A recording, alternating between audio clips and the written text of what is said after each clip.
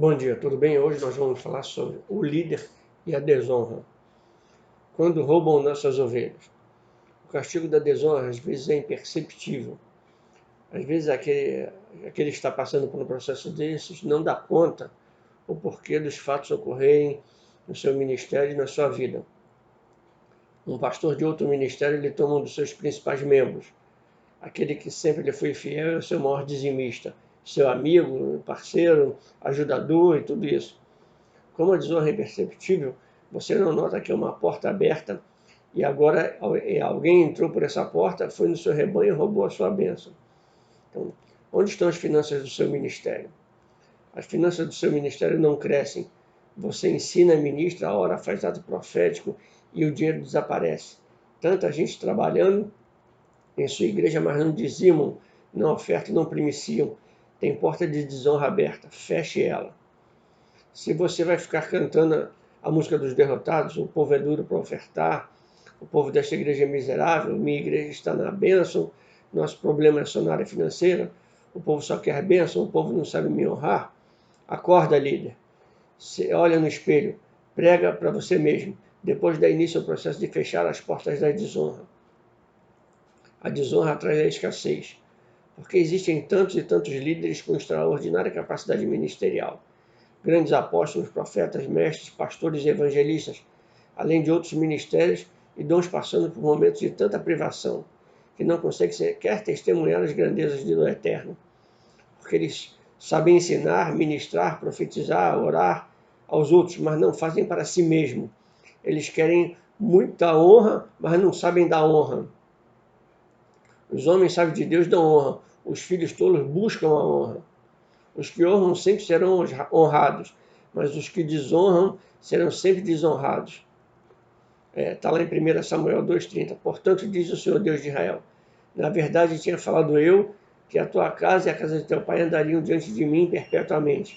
Porém agora diz o Senhor, longe de mim tal coisa, porque os que me honram honrarei, porém os que me desonram serão desprezados. Esta palavra foi proferida para um dos grandes sumos sacerdotes e juiz em Israel, que era Eli, um homem que fez um trabalho extraordinário, era também um grande profeta, além disso, foi um discipulador de outro grande profeta e juiz, Samuel, até o dia em que deixou a desonra entrar no seu ministério, ou no sacerdócio de Israel, através de seus filhos.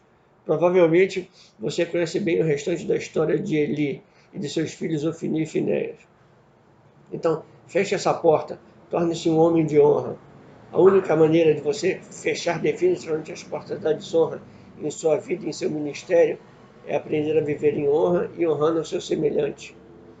Quando você honra alguém, você está honrando a Deus, porque a determinação de viver em honra partiu dele, porque a honra é um dos fundamentos do reino. Deus coloca em todos os lugares e em todas as pessoas a semente de honra. Você precisa cultivá-la. Raabe vivia na prostituição de desonra, mas tinha semente de honra e soube cultivá-lo. Eli tinha a desonra em sua casa, Ofni e Finéias, mas também tinha semente de honra, que era Samuel.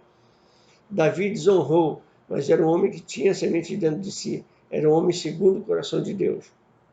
Noé tinha 3 filhos. Um foi de desonra e os outros 2 foram de honra. Ruth, a Moabita, um povo sem honra, mas ela era uma mulher de honra e honrou a Noemi, sendo honrada em Israel, entrando na descendência de Jesus.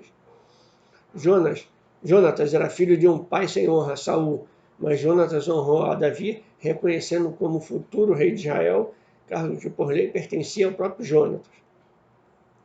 Davi honrou a Jonatas mesmo depois da sua morte, quando amparou, protegeu e enriqueceu seu filho deficiente Mefibosete, ou Meribaal, resgatando-o de Lodebar. O rei Jeú mandou dar sepultamento real a Jezabel, porque ela era da linhagem real e tinha direito a um sepultamento digno e de honra. Ela não merecia isso, mas Jeú não podia abrir mão de sua postura de rei por causa dela. Então, concluindo, você pode continuar esquadrinhando a Bíblia, que você vai encontrar sementes e sementes de casos de honra e casos de desonra. A palavra de Deus é um livro de honra. Honra é um fundamento do reino, por isso ele aparece em toda a Bíblia. Ao viver em honra, você seguramente estará desfrutando de sua posição profética. a posição para a qual Deus lhe chamou e lhe posicionou. Todos os homens e mulheres que descobriram a honra na Bíblia tomaram posse do seu destino profético. Você vê pessoas sofrendo e acusando o inimigo pelos seus sofrimentos. Eles não entenderam que o problema não está no inimigo, não está lá fora. O problema está dentro deles. Uma semente de desonra e uma semente de honra. Estão cultivando mais uma do que a outra. Há cristãos que cometeram o erro de desonrarem seus líderes e hoje, mesmo mudando de igreja, continuam sofrendo as consequências de desonrarem aqueles que tinham autoridade sobre suas vidas. Estão semeando a semente errada. Então eu quero te convidar a refazer o seu pacto com Deus, o seu pacto com a sua liderança, assim como Davi, e abandone a desonra. Faça a honra do seu estilo de vida, mude sua vida, use-a como arma de vitória em todos os segmentos da sua vida. Tire a desonra do meio da sua casa, da sua vida, do seu ministério, do seu trabalho. Coloque a honra no lugar e tudo vai funcionar, porque a honra sobrepõe a todas as coisas. Agora, qual que você vai prevalecer na sua vida? A semente da honra ou a desonra? Como eu falei no vídeo de ontem, a semente que você alimentar é que vai prevalecer. Então, semeie honra na sua vida, semeie honra na vida das outras pessoas, e você vai ver o quanto Deus vai te prosperar, o quanto Deus vai te abençoar, o quanto Deus vai fazer a sua vida melhorar, e enquanto você vai ser próspero em todas as áreas.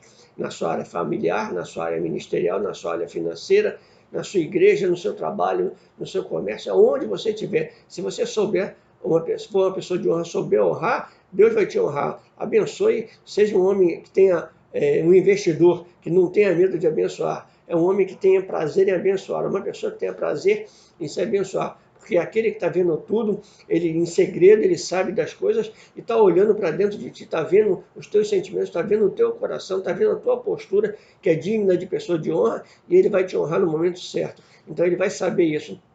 Seja um abençoador. Para você ser abençoado, você tem que ser um abençoador. E se você é um abençoador, com certeza você vai ser abençoado. Aquilo tudo que você está passando num instante não é nada mais, nada menos do que um processo para que Deus cumpra a honra na sua vida. Ele quer te honrar, quer honrar a tua casa, quer honrar a tua família, quer honrar tudo que você faz. Para isso você precisa mudar de direção. Se você está na direção da desonra, mude agora para a honra. Se você não entendeu isso, como você vai fazer isso, como você vai mudar de desonra para honra, eu quero te convidar agora a levantar sua mão, reconhecer e confessar Jesus Cristo como Rei, Senhor e Salvador da sua vida, entregar sua vida toda a Ele, deixar o Espírito Santo fazer morada em você, aquilo que você fazia de errado não faça mais, e você vai ver como sua vida vai prosperar. Eu quero te abençoar em nome do nosso Rei, Senhor e Salvador Jesus Cristo, e declarar para você, seja uma pessoa de honra, ainda dá tempo.